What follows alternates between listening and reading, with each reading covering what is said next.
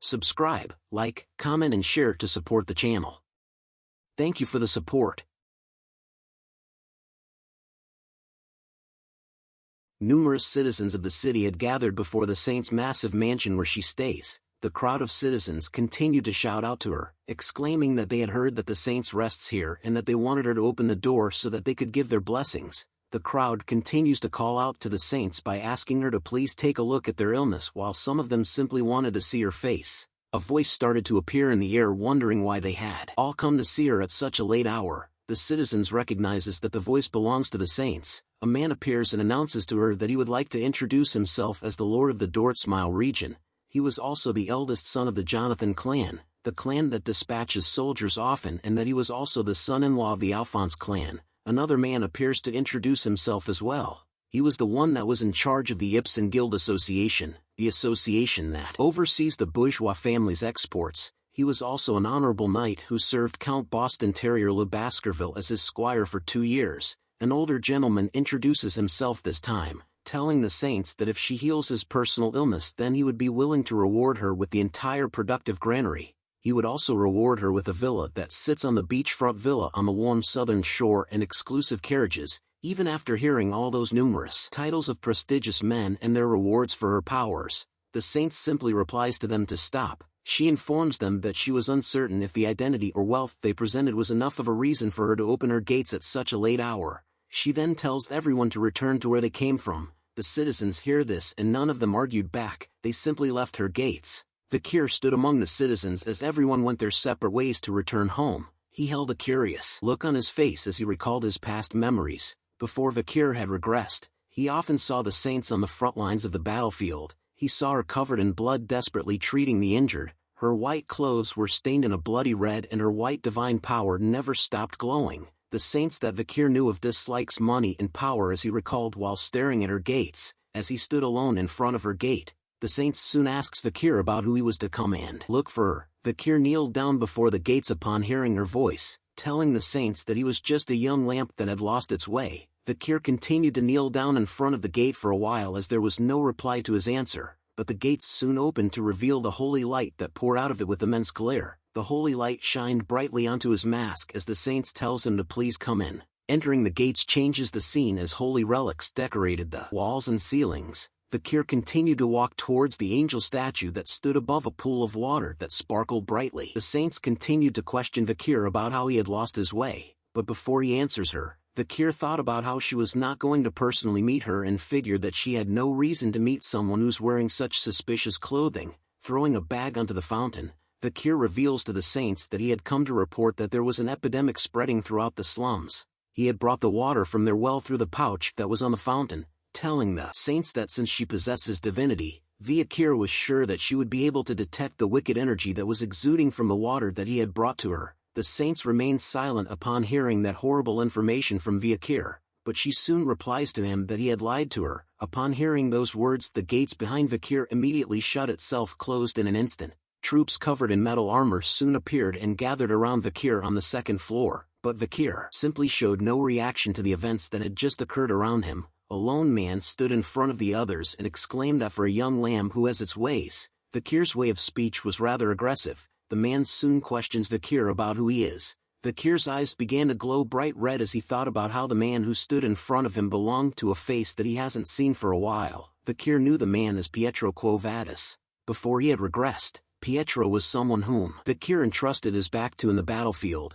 Pietro was the type of man who never compromises with injustice, and if it's for the name of justice, he was a man that can be more cruel than demons. Vikir had also learnt the interrogation techniques he used on the 7 young masters in Underdog City from him. Vikir then spoke out loud to Pietro that it was quite refreshing to see him here, but all it did was confuse Pietro. He soon informs Vikir that he had heard that he came here to report about an epidemic, but due to the attire he was wearing, it made Vikir quite suspicious. So until he takes off the mask and displays some courtesy, Vikir cannot meet the saints. Vikir replies back to him that there was a reason why he was wearing this gag mask and that he couldn't take it off, and since he had reported whatever he needed to, Vikir's job was done, and so he decided to take his leave first. But a blue object speeds past his face at an incredible speed which causes Vikir to stop in his tracks. Pietro shouts out that he couldn't allow a suspicious person like him to return as he held open a book that shined brightly in his hand. Vikir took a look at the object that was revealed to be a piece of paper. He speculated whether Pietro had thrown the paper after infusing it with divine power. Vikir noted that Pietro still uses such interesting weapons, reminds anyone of Gambit's powers from X-Men. Pietro then lands right in front of him, telling him that he could sense the wicked energy coming from that water pouch that Vikir had brought to them. Pietro then concluded that if there really was an epidemic, then it must have been Vikir who spread it. Vikir then questions his logic on whether he was the culprit. If so, then why would he come here to report it? Pietro further deduces that it might be according to Vikir's tactics to bait the saints out. Hearing that made Vikir thought about how Pietro's every word was right, summoning and casting even more of the blue pages imbued with holy powers to Vikir. Pietro announces that he would hear his confession later when he was in prison. Seeing the attack coming made Vikir immediately dodge the blue papers as they flew all around him, as he continued to run from Pietro's attacks. He knew that if he used his aura, then everyone here would figure out that he was a Baskerville member. He soon spots the place where he needed to be at. He leaps onto the balcony of the second floor and into the air to dodge the blue paper attack. Vikir then continued to fly towards Pietro, who simply stood in the same spot while casting even more of the blue papers towards Vikir. With a heavy downward strike, Vikir lands a hit onto Pietro, who still manages to block the powerful attack. But he was shocked by the weight of the attack as he noted that it felt as if there was a boulder that fell on top of him. Feeling the intense weight behind Vikir's attack made Pietro wonder where such strength was coming from due to Vikir's small physique. Seeing that the attack had failed to land properly causes Vikir to leap backwards from Pietro. As he leaped through the air, Vikir noted that it was the skill that he had obtained from killing the ox bear 2 years ago. The skill was called 600 kg stability. He also noted that it was his first time using it and that the skill wasn't that bad. The moment he landed on the ground, Vikir took no chance and instantly rushes towards Pietro once again.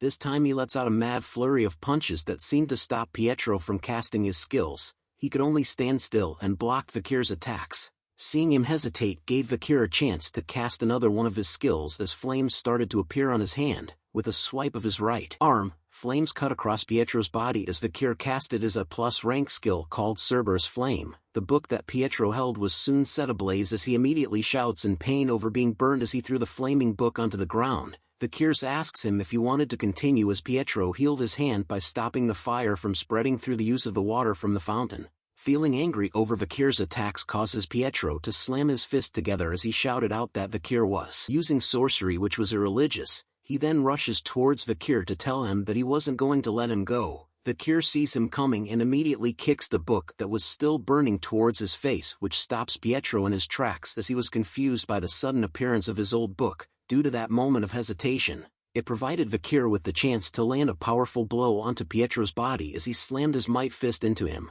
The punch that Vikir had sent out was covered in his aura, allowing him to hurl Pietro into the angel statue of the fountain, which causes it to break into pieces from the impact of Pietro's body. He soon coughs out blood due to the damage dealt by Vikir. The soldiers that were gathered on the second floor couldn't believe that their boss had been defeated and wondered amongst themselves if they were dreaming right now. Wasting no time at all, the soldiers gathered themselves around Pietro to protect him from Vikir. Seeing their reaction made Vikir realize that the soldiers didn't intend on stopping the fight right now, but the Saints soon appears on the second floor to tell everyone to stop. Introducing to everyone Vikir's new waifu, the Saints had appeared and questioned Vikir if he was the lost young lamb, but she replies to Vikir that he looked more like a puppy than a lamb, a small puppy covered in injuries. But a soldier on the ground floor tells her that Vikir wasn't a puppy but a blood-crazed wolf instead.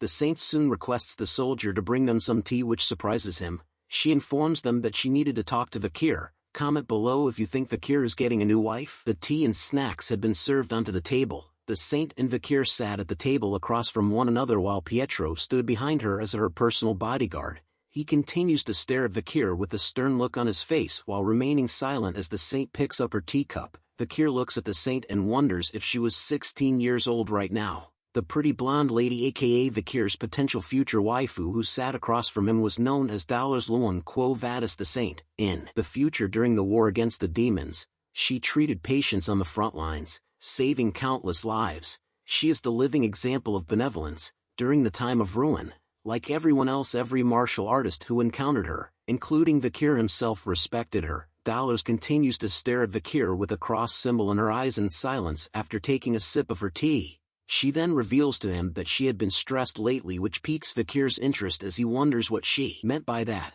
Dollars continues on to say that she was a student who had enrolled in the Imperial Academy called Colosio, as it was the holidays. She was currently taking a break from studying and the handling of family affairs. Hearing this from her made Vikir wonder what was with the sudden mundane talk. She then looks out the window to tell Vikir that just as he witnessed from before, nobles and merchants would look for her no matter the time. The illnesses that they wanted her to treat are either after effects of narcotics or sexually transmitted infections. She sees that there was not one person who was gravely ill present among the crowd that had gathered before. She continues to inform Vikir that justice, righteousness, benevolence and equality is God's will, but she wonders why do people only see what's in front of them. Theology is essentially the process of understanding humans, so it's inevitable, was Vikir's answer to Dollar's question, which was good enough to catch her attention.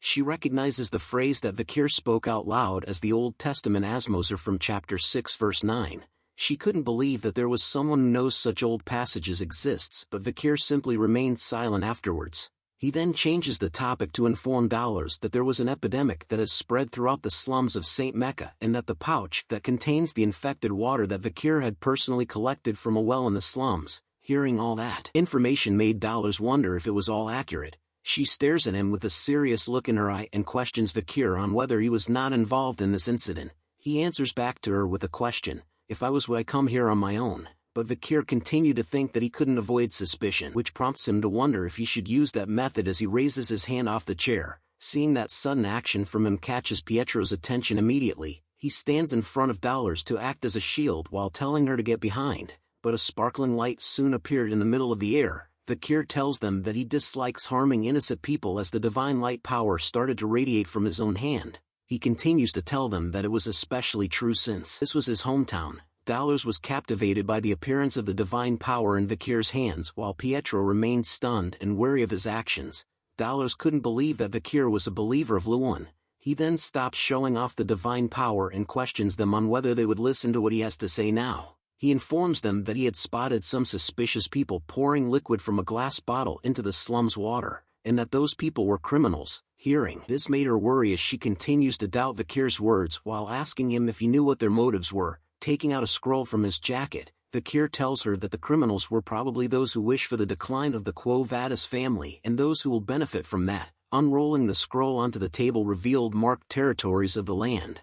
Vikir points to the section marked with Leviathan and continues to explain to Dollars that firstly, the ones who will benefit most are the deadly and poisonous Leviathan clan as well as the conglomerate bourgeois family. The Leviathan clan will use the epidemic as an opportunity to collect samples from countless patients and use them as research. Moreover, once the divine Quo Vadis family falls, there is no other method better than this for the Leviathan family who are hostile towards them. There is also the bourgeois family. Valuables don't disappear during an epidemic. With the death of labor's landowners will become bankrupt. With the presence of empty fields, factories and stores, the family will consume a variety of real estate and start a new business. Vikir knew for certain that the ones who spread the Red Death are the Leviathan bastards and the ones who cooperated with them so they could reap the benefits are the bourgeois merchants. The natives of the deep forest become scapegoats in order for both clans to benefit, so after explaining the reasons, Vikir concluded that they were the ones closely related to the epidemic but reminded Dollars that it was just his hypothesis.